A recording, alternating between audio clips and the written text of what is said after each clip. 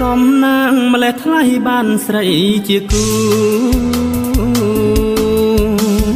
រៀមបងតស៊ូការពារស្រីថ្លៃបងថ្នាក់បងថ្នមអូនដោយផ្ទាល់ដៃអូនជាក្សត្រត្រីក្នុងបេះដូងបងកាលអូនក្រមុំរួងជុំពុកម្ដាយ